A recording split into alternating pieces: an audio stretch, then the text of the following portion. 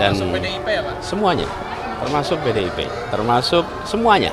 Bisa dibilang semua partai. Tapi tertarik dengan PDIP nggak? Jadi semua komunikasi berjalan. Jadi tentu pendaftaran itu masih tanggal 27 sampai 29. Jadi proses formalnya masih menunggu jadwal sesuai jadwal KPU. Di sini di partainya yang ada yang hari ini yang mendukung Pak Anies sudah resmi karena ada pertahanan. Ya, itu semua yang DPW-nya sudah menyampaikan ya. Karena itu saya lihat di sini juga baru lihat di sini. Pak lihat depan Pak. Oh iya ya, siap. Pak Anies, Pak, ini kan ada sinyal bahwa PKS yang sebelumnya mengusung Pak Anies yang akan dukung Pak Jokowi akan menunjukkan Pak Anies karena sudah diberi waktu 40 hari untuk mencari koalisi tapi belum ada. Ini bagaimana tanggapannya? Ya, alhamdulillah secara resmi kita belum mendengar apa-apa. Jadi kalau kabar-kabar angin banyak sekali, spekulasi banyak sekali. Kita ikuti sikap resmi karena itulah sikap yang menjadi rujukan kita semua. Dan kita tahu bahwa proses pendaftaran itu 27 sampai 29 Agustus.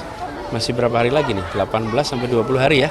Ya, kita lihat saja perkembangannya. Pak Anies, semalam kan ini ketemu sama Pak Prabowo ya, kayaknya udah fix banget nih untuk bergabung gitu. Apakah menurut Pak Anies ini kans Pak Anies makin kecil? Silaturahmi itu baik-baik saja.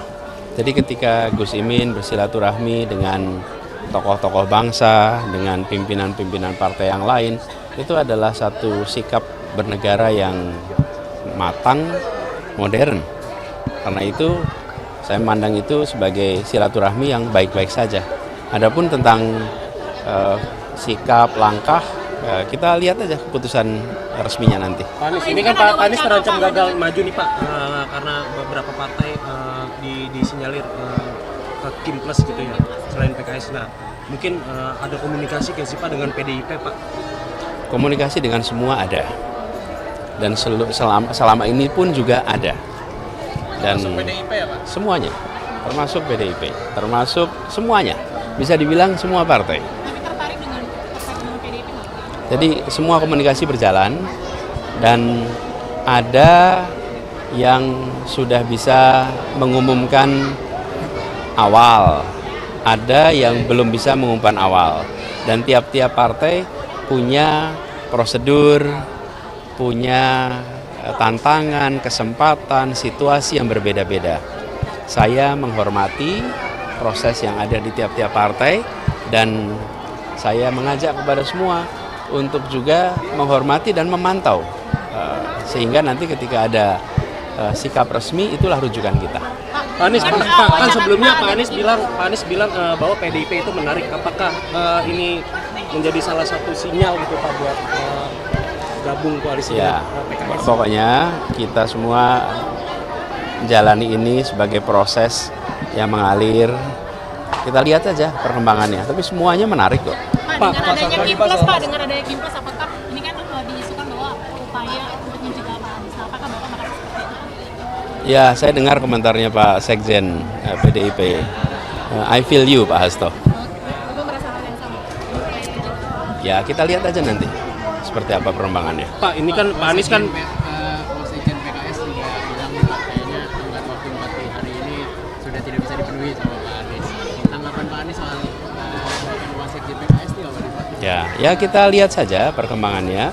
Toh memang proses pendaftaran itu belum bisa dilakukan sekarang. Jadi kita sekarang belum bisa mendaftar, baru bisa mendaftar nanti tanggal 27.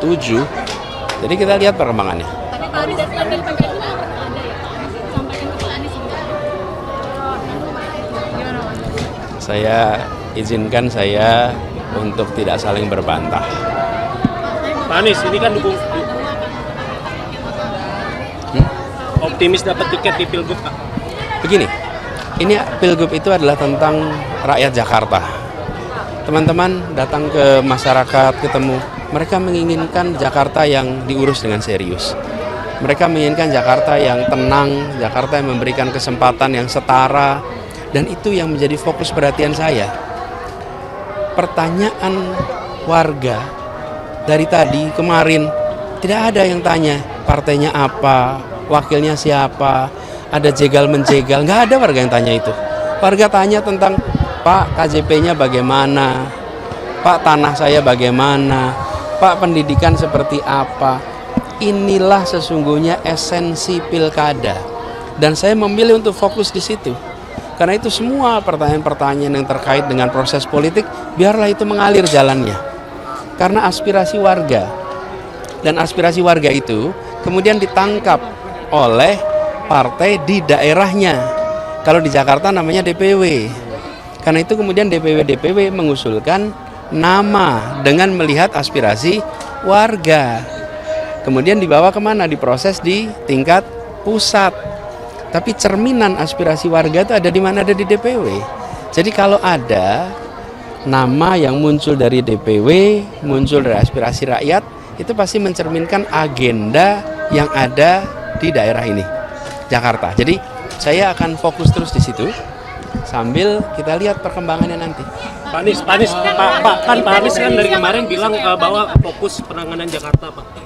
Sementara ditambah dengan dukungan masyarakat yang mungkin banyak gitu kayak buat Pak Anies gitu ya, sama mungkin ditambah dari hasil survei yang menyebut Pak Anies ini tinggi. Kenapa nggak lewat jalur independen sih, Pak? Kita sudah bekerja bersama dengan partai sejak panjang, dan bahkan percakapan dengan partai juga sudah panjang. Kita terus bekerja bersama dengan partai, ya. Oke, cukup. Pak Kim kan diprediksi akan mengusung RK. Nanti Bapak siapkah untuk berhadapan dengan RK, Pak Anies? Pak Anies soal siap RK tidak yang nanti diusung berhadapan Bapak, dengan siap. RK? Oh, kita belum tahu. Tapi yang namanya pilkada ya tentu akan ada kompetitor. Jadi saya serahkan kepada warga Jakarta, dan proses politik siapa yang ada di dalam proses kompetisi, ya itulah yang dijalani, sesederhana itu. Tapi siapa